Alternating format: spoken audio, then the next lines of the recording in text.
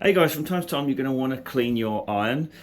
Now, I very rarely use an iron because of the type of work I do. I don't ever really wear any smart clothes, and even when I go out, I usually can't be bothered. Unfortunately, I had to go to a funeral, so pulled out my white shirt, dusted it off, and had to iron it. But of course, I had black marks all over my iron.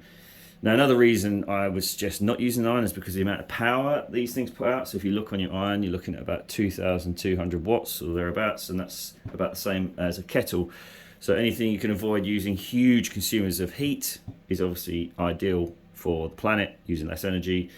Why would anybody would iron bed sheets and socks and things like that? But I can understand shirts. Anyway, we have to do it, don't we, from time to time? So what options do we have? Well, you could just use something like a regular metal scourer or a bit of sandpaper, just something really abrasive. Get the old power drill on there, and it will come off. But you're going to create a load of deep scratches in here, which no doubt will rust.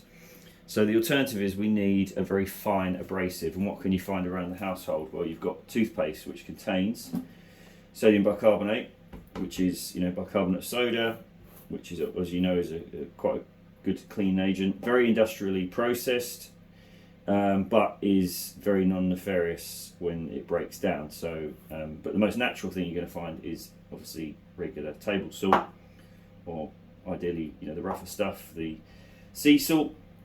Then you've got paracetamol, which is essentially a dense form of, it's not got sodium bicarbonate in it, but imagine if you crush that into a tablet. So you want something that's got a very fine grit inside it. Now I'm going to skip all of this. I'm not going to go through all of this. I'm just going to show you exactly what I used. Now I actually like the vinegar and the sodium bicarbonate. Main reason being because once I've spread all that in there and it's gone in all the pores, I just spray that on. That being an acid, that being an alkaline, that neutralises that and dissolves it all out of the pores. I haven't got to do much cleaning to do. Now, generally speaking, they recommend turning it on for a little bit. It does get really hot really quick, so even on that low setting, so don't leave it on too long. Best thing is probably crank it up a little bit, leave it for a minute and then turn it off. Because if you're trying to work on that, you see it's already going to just boil right off. So that's already hot enough, I think. Now, literally, this is all you're going to do. Get yourself a little tray. Make sure you've got some sort of tray here to collect all the mess. Just going to spread some of that into a little dish. And then, so for the pores,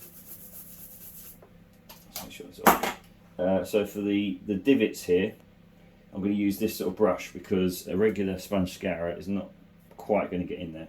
And I'm just going to say use a little bit of vinegar, not too much because I don't want to lose.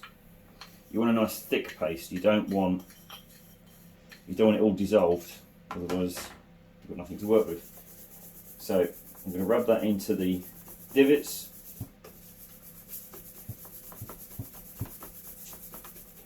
Like so.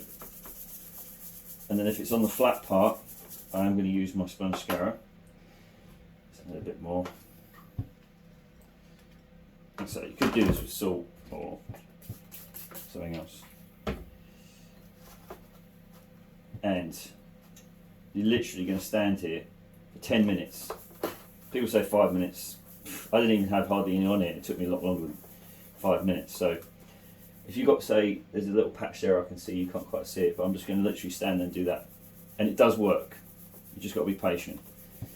Turn the radio on, get yourself a cup of coffee, and just keep going like that in that same spot, and you will see it disappear.